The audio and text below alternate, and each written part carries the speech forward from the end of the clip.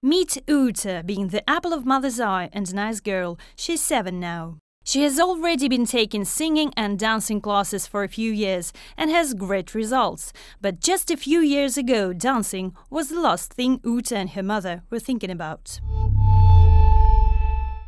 Yes, this also is Ute, but in 2008. In such a condition, she was brought to stem cell clinic. She was like that since her birth.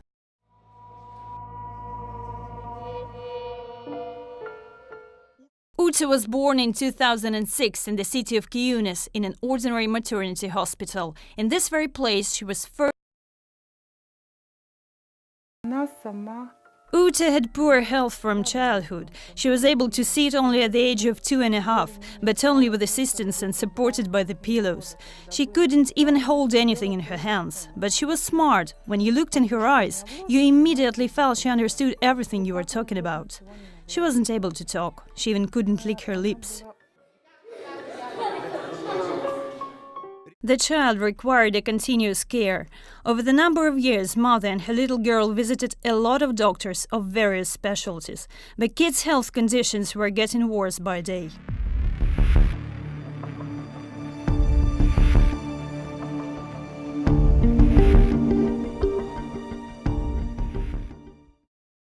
The key to Ute's recovery was hidden deep inside her body. Her latent stem cells can open up a possibility of Ute's recovery.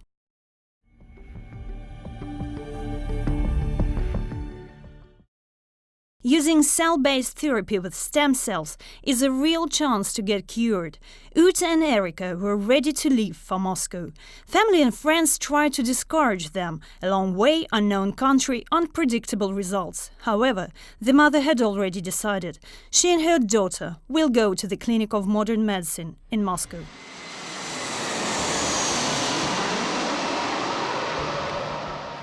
In our clinic, there are many children suffering from infantile cerebral palsy.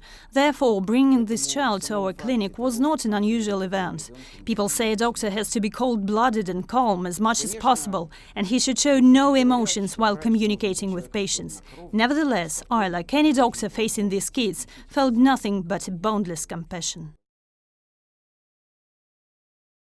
The procedure of stem cells injecting is relatively simple, but the process of preliminary preparation is extremely difficult. It includes cultivation and purification of cell culture, incorporating many complex technology-intensive steps and operations using the most advanced lab equipment.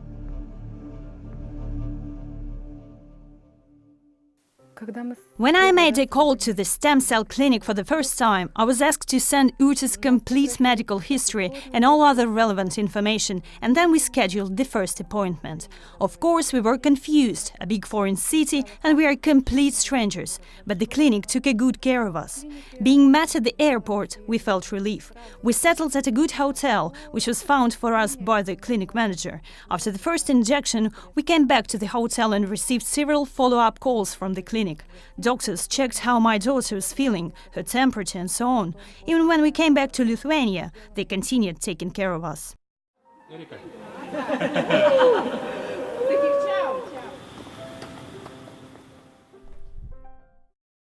On March 15th, the last stem cell injection was done.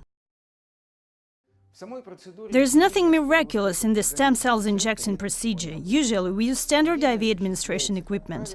The real miracles in cell therapy happen before and after that. First in the lab, where stem cells are extracted from biological tissue, cultivated and prepared. The second miracle happens in a patient body itself. Injected stem cells are delivered with the bloodstream to all the parts of the body and start working, gradually replacing all the damaged cells in the target organ or tissue.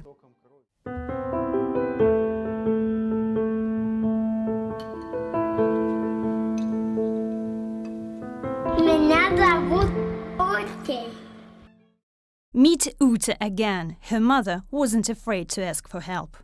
Stem cell therapy has moved from experimental lab to clinical practice, becoming a working technology capable to help patients in many cases. One should know there is a possibility for cure. Erica and Ute know this now.